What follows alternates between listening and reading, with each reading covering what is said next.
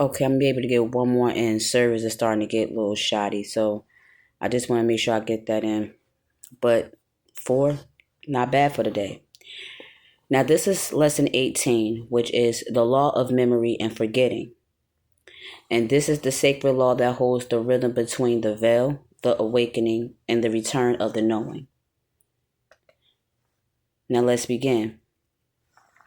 Before your soul came into this realm, you agreed to forget. The forgetting wasn't punishment, it was protection.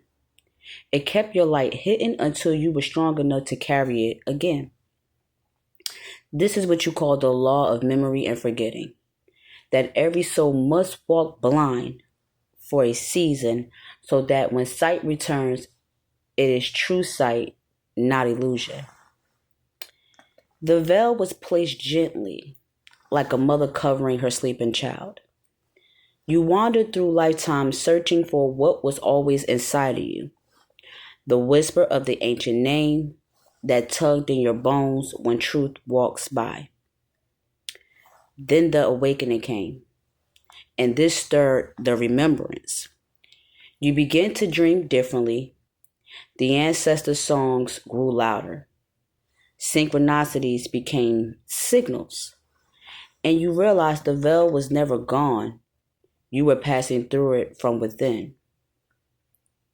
Finally comes the return of knowing. Not learning something new, but remembering something old. When this law completes its cycle in you, memory becomes medicine. You stop chasing information and begin embodying the wisdom.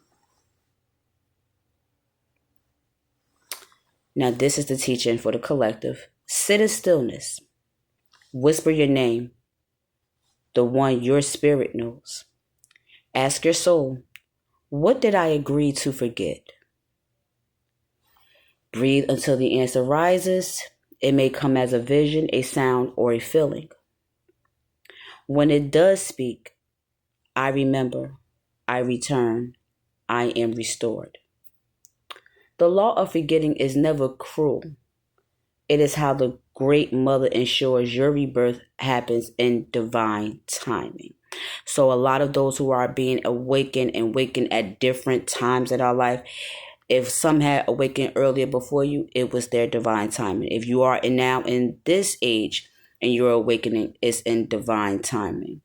But everything happens accordingly. Now, in the midst of this, because that was pretty much a little quick synopsis, I can actually go into lesson 19 as well, which is like pretty much you're getting a 2-for-1. So I'm kind of getting like 5 assignments in before then. Especially, like I said, I'm trying to beat the clock at 12 o'clock. Now, lesson 19 is the gate of the mirror sun. And it's the reflection, revelation, and the inner light made visible. The mirror sun is the law of reflection between the seen and unseen worlds. It teaches that whatever rises in you is reflected in the field around you. And whatever the world mirrors back is a message about your inner flame that was always within. The ancients knew the mirror sun was not just light, it was consciousness. When your spirit is clear, the sun within you radiates truth, and reality bends to meet that truth. But when you fear or illusions cloud your mirror, the outer world seems harsh, distorted, or dim. This gate is not about perfection.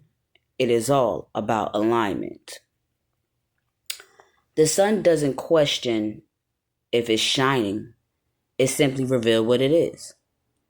So you too must learn to shine without apology, allowing the reflection to teach, not torment.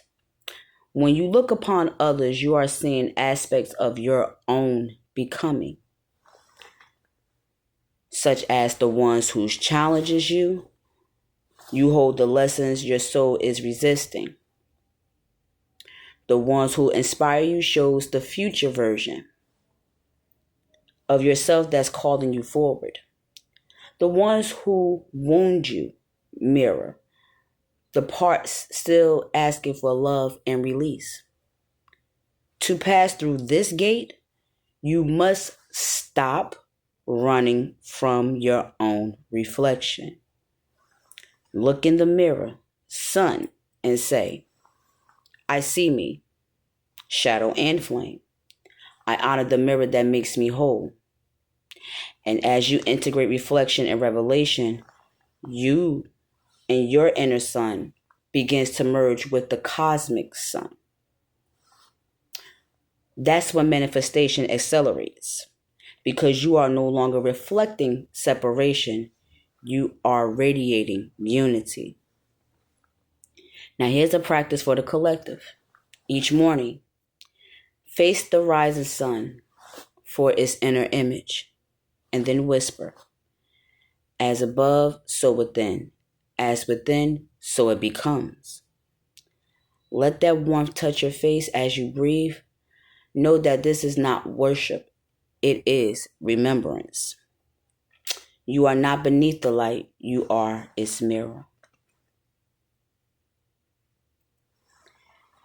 And that, family, that would be the final lesson for today. Like I said, the system is kind of acting up now as I'm getting these assignments in, but I'm hoping that everything that I'm teaching you, some of you may already know, some may not know. Some this may be the first time learning, and they're just be starting in their awakening phases and their stages, and hopefully a lot of this is resonating with you. That's the whole point of this message and the point of getting it out there to you. Everything is within. But what Empire wanted you to do was, again, look externally outside of you.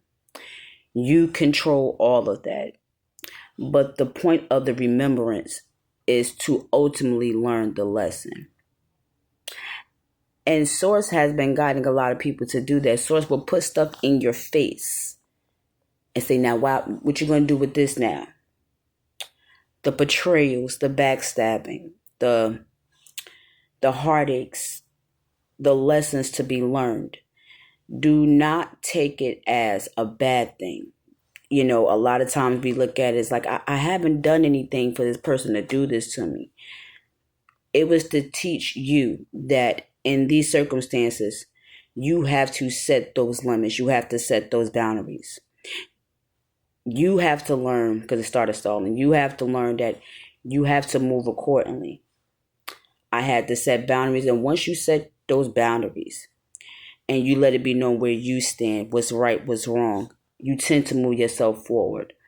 But then as you're moving yourself forward, transmuting and alchemy comes into play with that.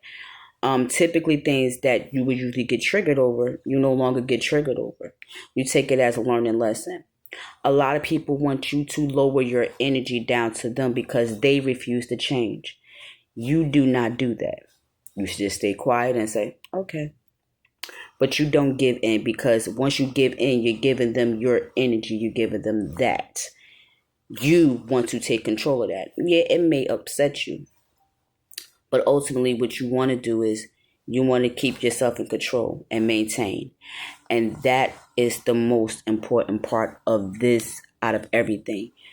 You could be a mirror reflection, but do it in a positive way. Be the mirror reflection to where you change the way how you do it. Again, the death and the rebirth. Because your old self may have reacted one way, but in this rebirth, you know how to act accordingly. You know how to tackle the problem in a different way. Okay? So, that is the end of today's lessons. Tomorrow we'll be going into lesson 20, which is the flame of transfiguration, becoming the light in the flesh. And again, because this goes on my YouTube, I hope that, a lot of you that look at this actually listen to what I'm saying and understand what I'm trying to get to.